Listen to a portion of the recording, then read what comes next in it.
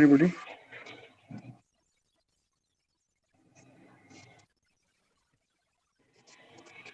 Good afternoon, all the students. Good afternoon, sir. Afternoon, sir. It's good that you all have joined today on time.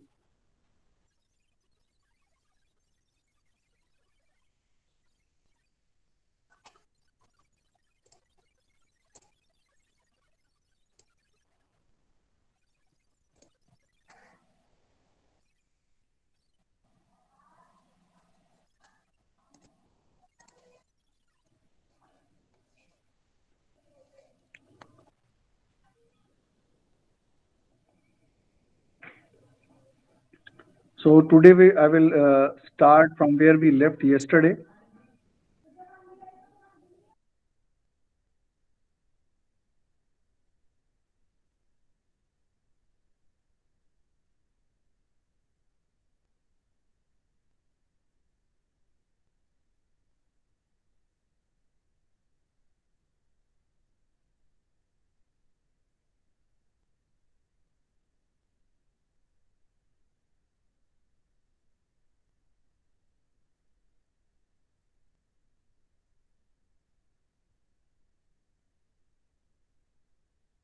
Sir voice नहीं आ रही आपकी।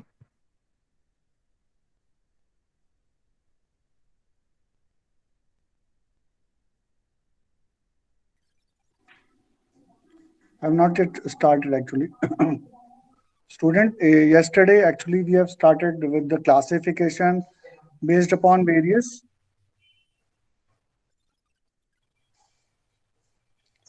So you actually students are entering into the class. In between, I have to stop. So now see.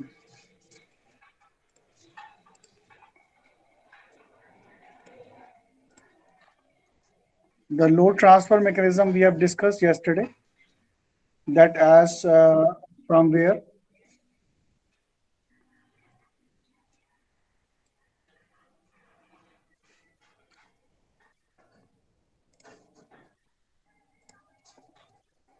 so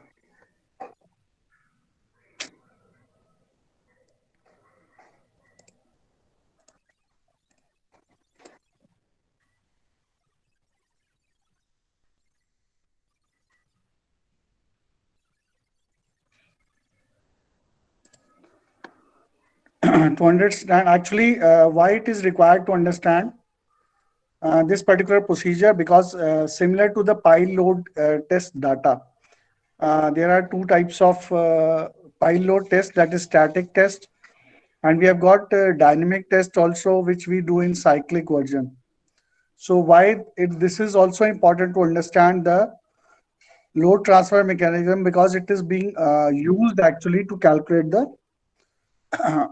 load carrying capacity of the individual pile.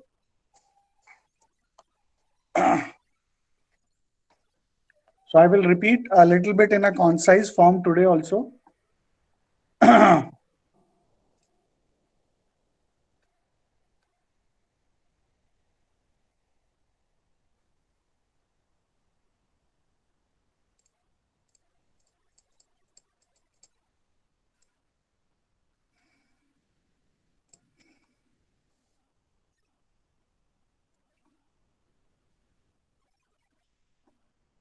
When the load Q1 is applied on the pile head, the axial load at the pile top level is also Q1, but at the same level.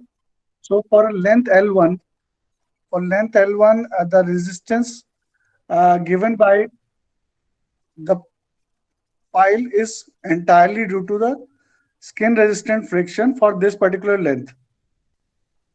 Then when we have got the Q2 curve,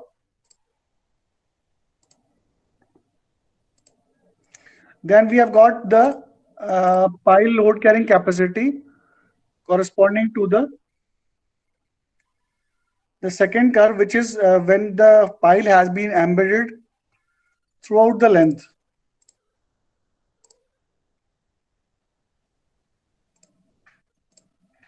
Then we have got the third Q3 when the load has increased from Q2 plus, that is beyond Q2 level. So in that, what happens that the load carrying capacity is, in that case, the pile tries to transfer the load to the pile tip, and the load carrying capacity is actually dependent upon the bearing capacity of the tip plus the skin friction resistant capacity. Now we have got the last curve, which is the Q4, in which further the uh, pile tip, then beyond Q3, let us say we are saying Q3. So beyond Q3, we have got Q4, that is the last curve, where what happens, the total load is being transferred directly.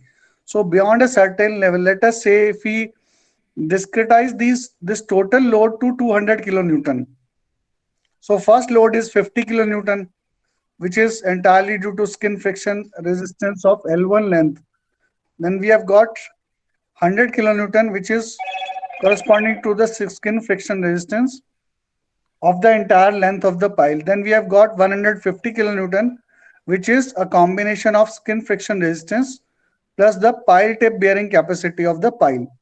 Then we have got 200 kilonewton, which is entirely due to the pile tip resistance of the pile.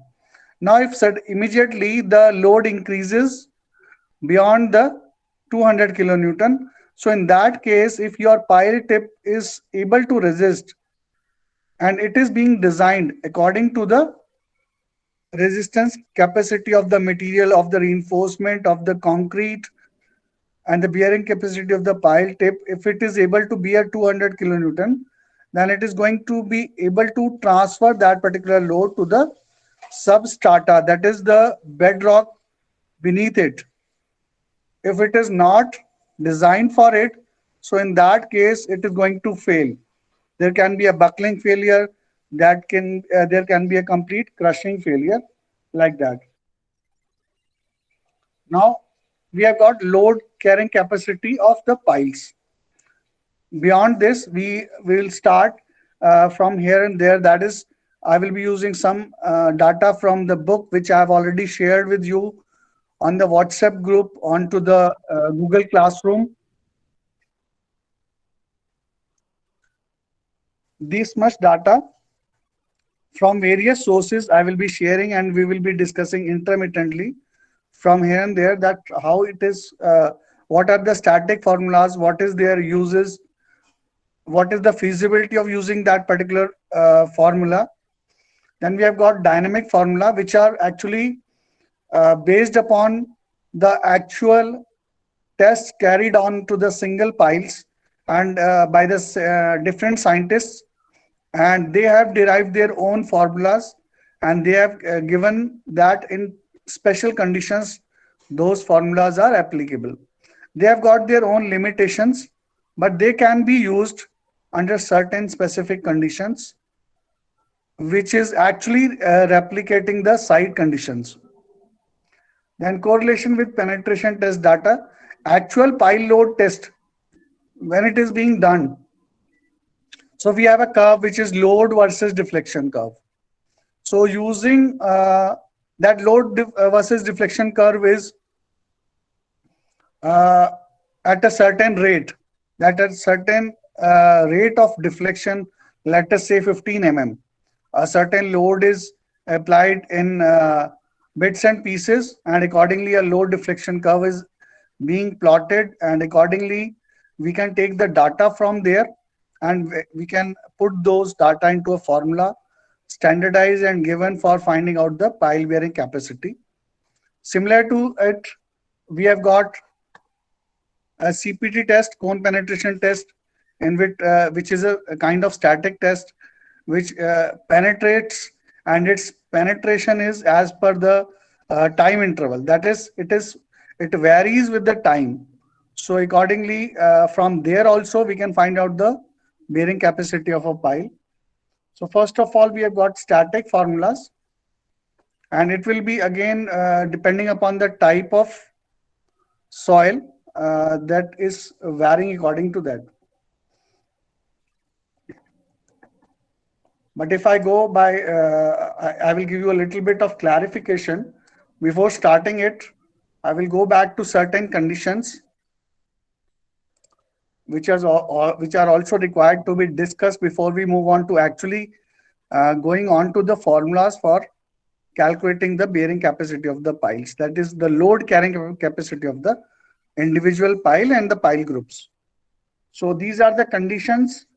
Actually, they are also correlated with the load carrying capacity of the file. That is why it is required to be discussed. Top layers of soil are highly compressible and have a very low safe bearing capacity.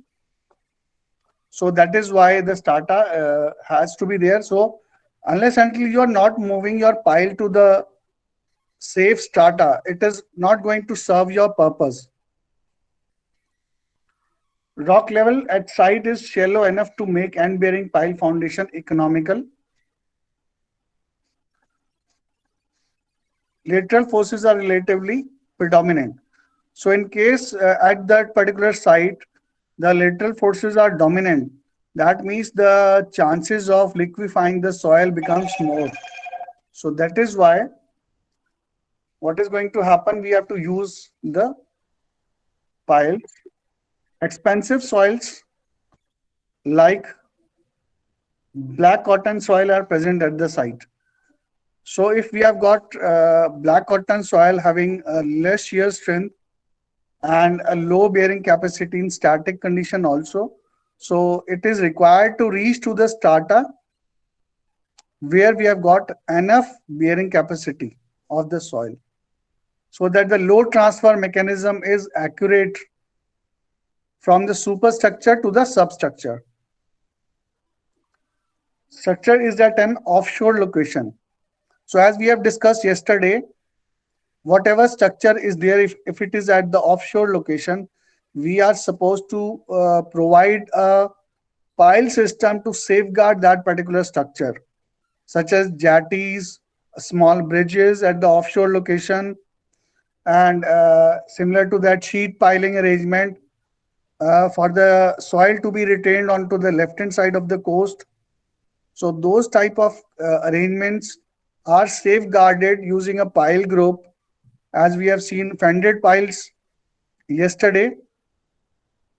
Structures, the foundation is subjected to strong uplift forces, that is hydrostatic forces, as we have seen yesterday. So those are called as tension piles. As we have seen, we have got hydrostatic forces close to coastal place or where the water table is going to be high. So those forces, hydrostatic forces, are going to pull the structure upwards, and anchoring of those piles at the bottom level are going to bring tension into the pile.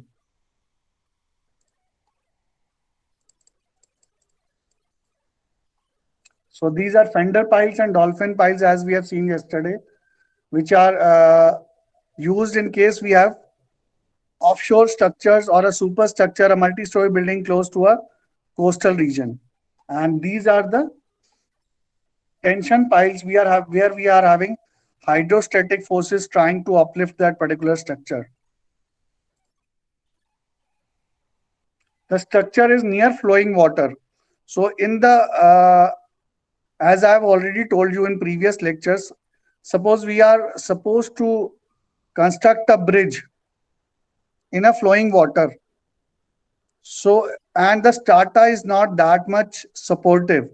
So we can always have a pile group, then we can have a pile cap above pile group on which the pier of the bridge can be located, on which the deck slab can be there, and onto the deck slab easily our bridge purpose are being solved. So that is in flowing water, and it becomes easy using the pile type of foundation.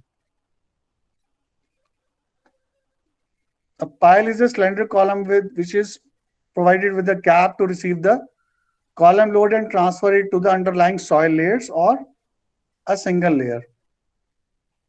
This we already know, we have seen that they actually transfer the load through a mechanism of end tip bearing resistance, that is we can say QP, and plus we have the skin resistant bearing capacity, that is the friction resistance capacity of the pile, which is called as QS.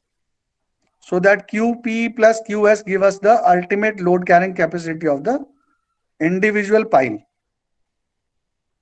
Pile transmits the load to the ground either by skin friction with soils made of sandy materials. So depending upon the type of soil, the skin friction resistance is going to be dominant. The pile tip is not going to contribute much to the load carrying capacity of the pile. That is why it has been mentioned according to the type of soil.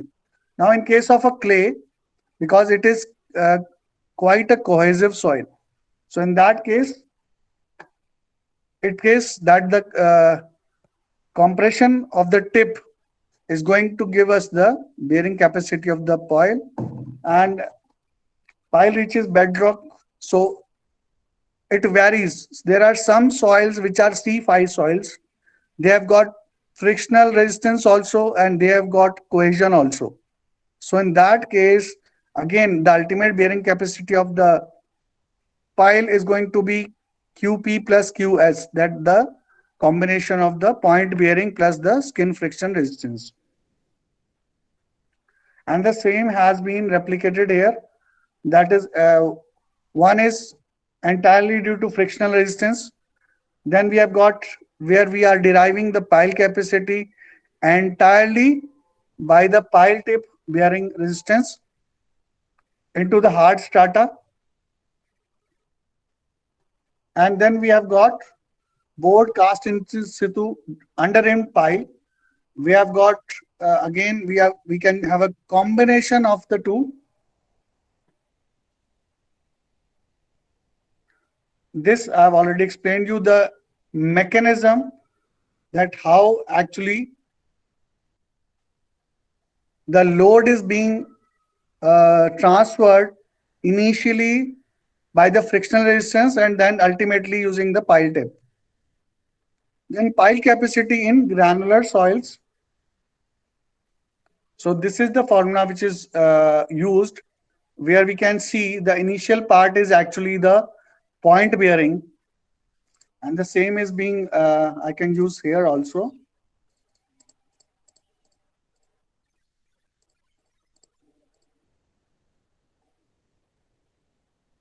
So piles in you can say a granular soil. Now this was the thing which we were trying to correlate.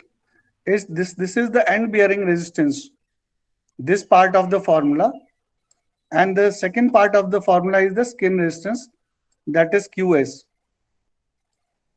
So if you are able to understand that this is the discretization of the formula into two parts, so only those parameters are going to be used in the formula which are able to calculate that component of the formula.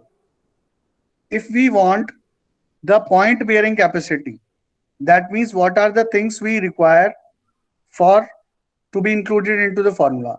And if we want the skin friction resistance for the calculation of the pile capacity, then what are the parameters of the pile which we require for the to be put into the formula. So accordingly, we can see here we have got end bearing resistance, that is AT half of gamma, that is the unit weight. Then we have got D, that is stem diameter of the pile. Then N gamma, which is coefficient of the bearing capacity of the soil. Then we have got again AP is a coefficient of, that is area of the pile, because here we are calculating the bearing capacity of pile due to the point bearing capacity of the pile. That is the pile tip resistance. And sigma dash is effective overburden pressure, which is due to the replaced part of the sand which is at the pile cap level and above the pile cap level. Then we have got NQ, again a bearing capacity coefficient. Then this is the second part is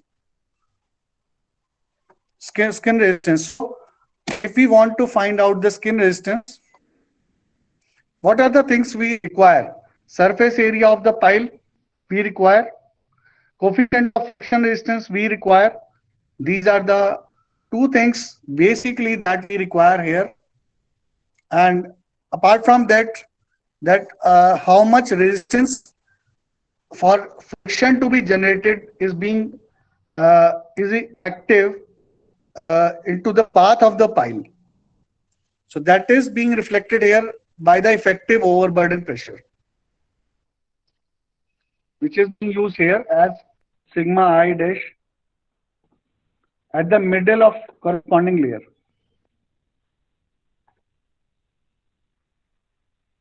So varying with the soil, if you have got 3 to 4 different layers, all the soils are going to be having different coefficient of friction.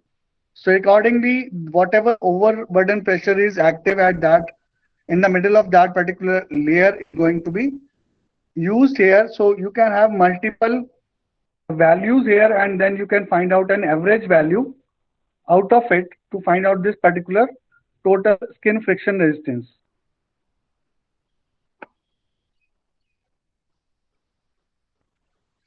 Delta is angle of wall friction, usually taken as actually it is 0.75 of phi of the soil and surface area of the pile.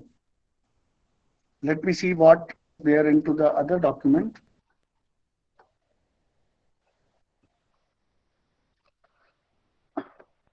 Ki is the coefficient of earth pressure applicable to the IF layer. It is usually taken between 1 and 2. As it is visible here, you can see that Indian Standard Code 2911 suggests a value between 1 and 2. So if you are not certain about a value, you can always take 1.5 as the value of Ki. For driven piles and dense ends and with F varying between 30 degree and 40 degree, this is the value we can have.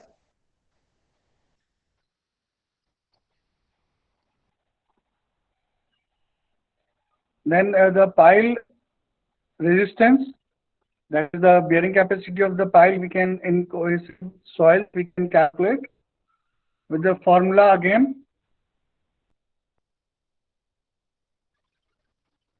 Using the AP, NC and CP, where AP is going to having the same value nomenclature. What is AP? And that is the area of the pile as we have seen above, cross-sectional area of the pile. NC, bearing capacity factor in clays, which is taken as 9. Now here in this case, here we are taking it as 9. So different coefficients. As we move on with the numericals and as we move on with the further explanation of the formulas, we will see that different formulas in between we have got different coefficients. So those coefficients which are standardized by different researchers are being used, such as Tomlinson and other scientists. So those values such as alpha S, there will be a formula here. You can see this is alpha. So this alpha has been given by Tomlinson, which is mostly used.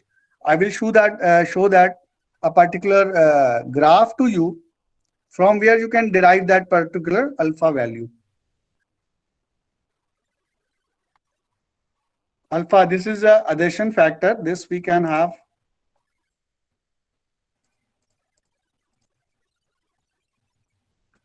Now here, from here it starts that different graphs. Here we are having a variation of phi with n value. So you can have, depending upon the sand, you can have the values of phi from here, angle of shearing resistance, depending upon the n number of blows. So where we are finding the alpha value.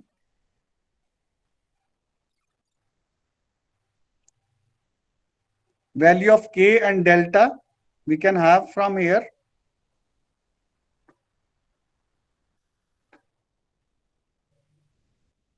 This is the adhesion factor. Here we can have the alpha value for different transition of the soil strata, where the soil is transitioning from sands on sandy gravel to stiff clay.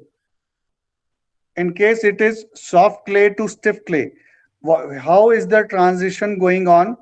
According to that, we can have the adhesion factor.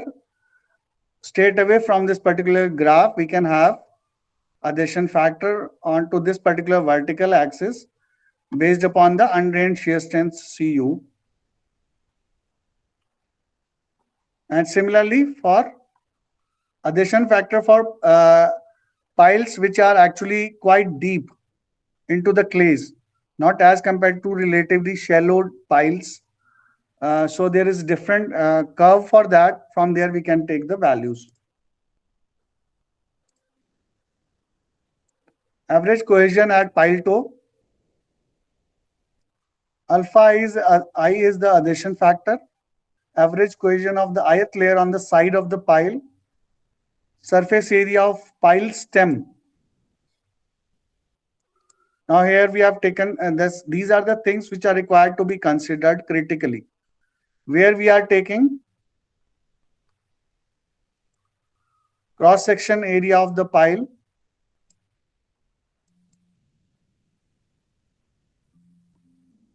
because if we are having a different cross section varying with the depth of the pile, so accordingly it can vary with the different layers of the preceding soil layers. Now we have got piles in C5 soils, so it is a combination. You can see here initially we were having piles in granular soils, then we are having piles in cohesive soils. Now we have a combination where we can have both the components, skin friction resistance, which is going to be equally dominant as compared to the pile tape bearing capacity of the pile. We should use conservative Terzaghis bearing capacity factors. These are NC, NQ and N gamma, which is available to us from this particular table. Table number 7.2 into the book, which we have referred. Later on we will see from where we can locate them, and IS 2911 into the code number 1, 2, 3 or 4, or where can we locate it in any of the annexures available in Indian Standard Code 2911 part 1 of 4. So these values NC, NQ and gamma we can find out corresponding to the phi which we can derive from the n number of blows with the varying soil conditions, as it has been given here for the cohesive soils as 0.75% of the phi.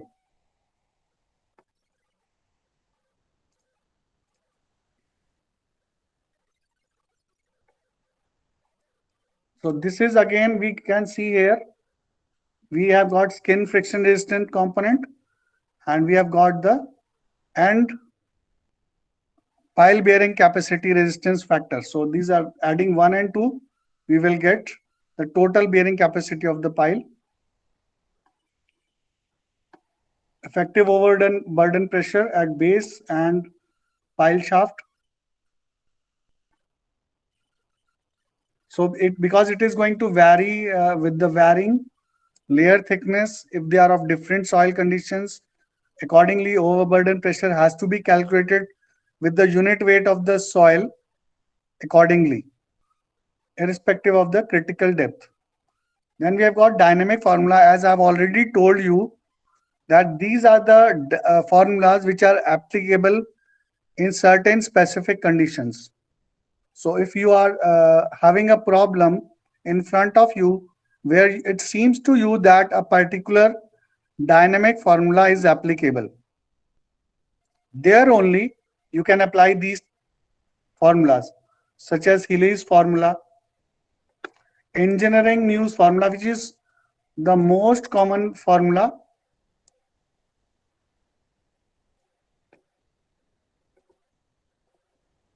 which gives us, that is, efficiency is a term most of the time we try to find out of this particular formula. Again, for single acting and double acting steam hammer, we have got this particular.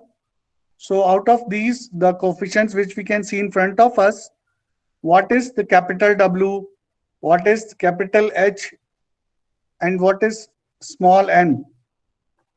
So capital W is hammer weight in tons. Now it has been mentioned here in tons. If you are solving any numerical or any problem, suppose you have to convert it into your all the parameters are in, let us say pressure is Newton per mm square. If you have to convert, you will have to convert this tons into kg, first quintal, then kg, and then in Newton, and then in kilonewton. And other dimensions, if they are in meter, then you have to convert them in mm. That is why this is the most common thing where the students have the problem. They do incorrect things while solving a problem. So that this has to be taken into consideration critically. Height of fall of hammer. Now you can see it is in centimeter. Now you have to bring in all these terms in same system which you can identify. CGS, IS, whatever system you want to bring. All the units should be into the same system so that it becomes easy for you to solve a particular numerical. C is a constant and S is a final set, the value where it is the final value which we have achieved. For double acting steam hammer, it is replaced by W plus A into P. A is the area of the piston and P is the steam pressure. So if we are having a pressurized hammer, so it can be added onto it with the weight because we are applying pressure for driving of the pile.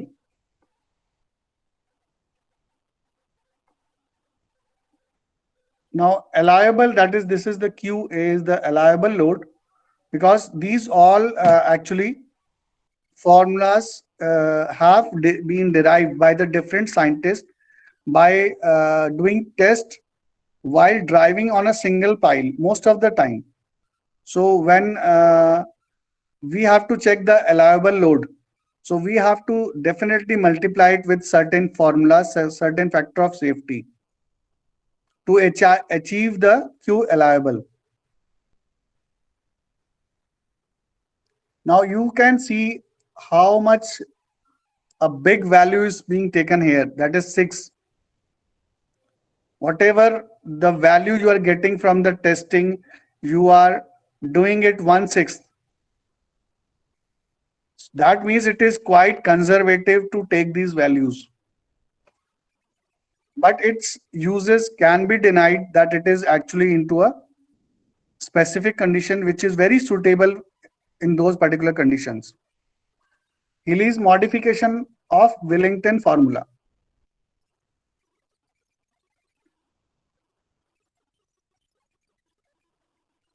So this was given by the Wellington, which is called as engineering news formula. I have shared it also onto the using the book.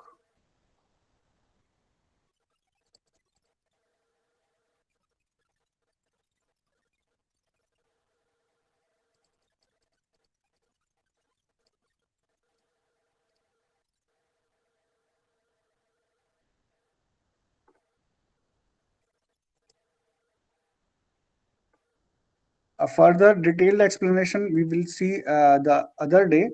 So this is how we use it with drop hammer. It is These are the values we can straight away take for a drop hammer, for a steam hammer. And this is the modified formula to account for the various energy losses. So we are trying to reach close to the actual value. That is, now we are dividing it 1 by 6. So we are trying to reach close by adjusting to the energy losses and all.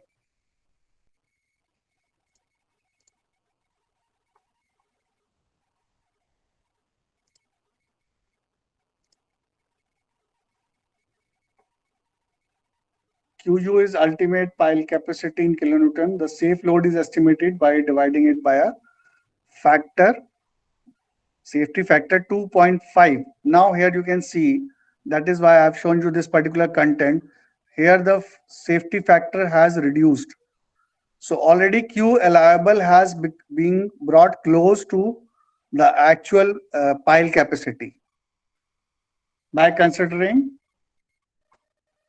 various energy losses during deriving the pile in a more realistic manner. H is height of free fall of hammer. 80% of the fall of normally proportioned winch operated drop hammers. So again, we have correction factor into the dropping height of the hammer. Efficiency term has been added here, which was not earlier there. So it was missing here. So that is why we have been able to brought it close to the engineering news formula. So we have added a term here, which is going to, let us say 0.75. We are adding a term 75. So it is being brought, even the numerator has been brought down and the denominator has also been brought down. So we have been able to achieve a close answer to Q allowable.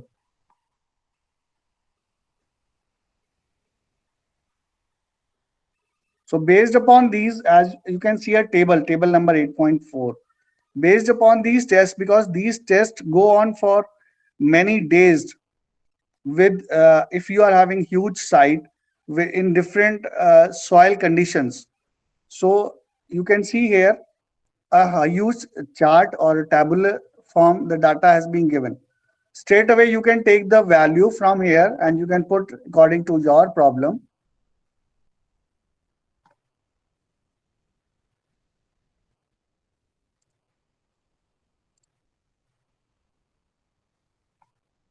Now the third term, that is actually first what we have seen, the standardized formula from in the granular soils, in cohesive soils and C5 soils, the three different categories. Then we have seen dynamic formulas given by different scientists, which they have provided, which we have done under specific testing conditions. Mind the term I am using, under specific testing conditions. So if your testing condition exactly simulates with that particular condition, it is exactly that particular formula is exactly applicable to your conditions. Then the third one is penetration test data. That, as we can see here, I will show you a figure. This particular figure you can see, I am enlarging it for you. Now we can see here, this is a pile load test setup. As I have told earlier, that we have got a load deflection curve. So from there also, such as penetration test data, CPT data, or SPT data, standard penetration test data, where we have got number of blows in a different type of soil. There also we can find out the pile capacity. So this is the third way out to find out, and this is the most reliable way out to find out the ultimate bearing capacity of a pile in kilonewton. Thank you, class.